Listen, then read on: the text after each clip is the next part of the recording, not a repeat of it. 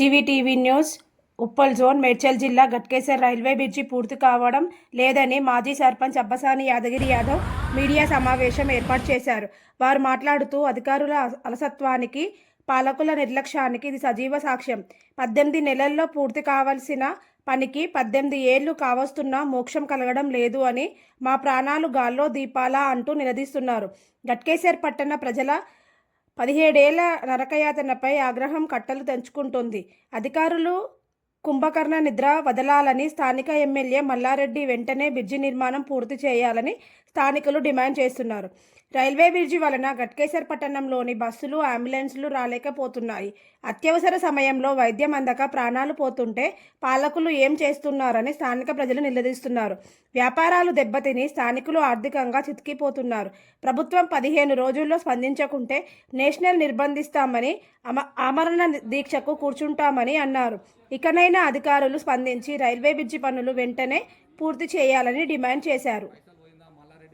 సరే, మల్లారెడ్డి చేయకుంటే మల్లారెడ్డి జీరో అనుకుందాం. ఎందుకంటే అందరు మల్లారెడ్డి ఎమ్మెల్యే మంత్రులు ఉన్నప్పుడే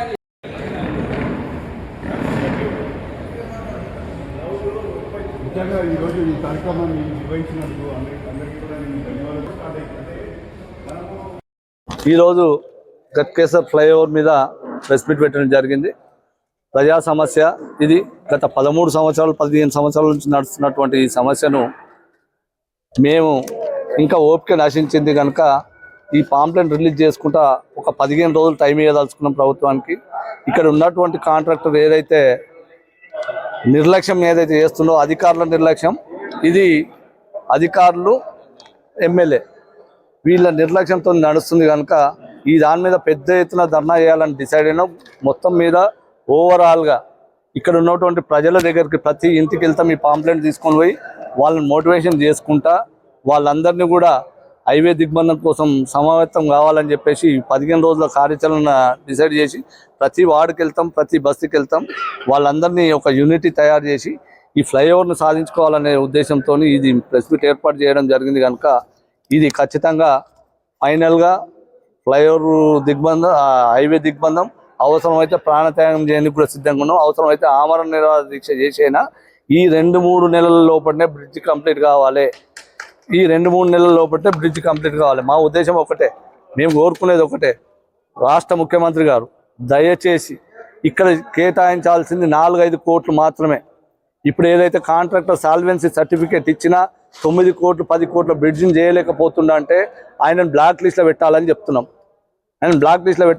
ఇప్పుడు వేసే సామాన్ కూడా ఆయన తీసుకొని పోతుండు, మళ్ళీ రిటర్న్ ట్రక్ తెప్పించి ఆ సామాన్ మొత్తం తీసుకొని పోతుండు.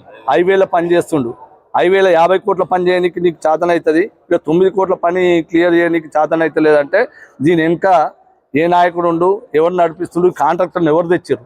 ఈ కాంట్రాక్టర్ను ఆయన అంటే ఏమంటాడు, బలవంతంగా నన్ను చేపించిరా అని చెప్తుండే. ఆయన బలవంతంగా చేపించింది అంటే నీకు బలవంతంగా చేసినప్పుడు నువ్వు సాల్వెన్సీ సర్టిఫికేట్ ఎందుకు ఇస్తావు?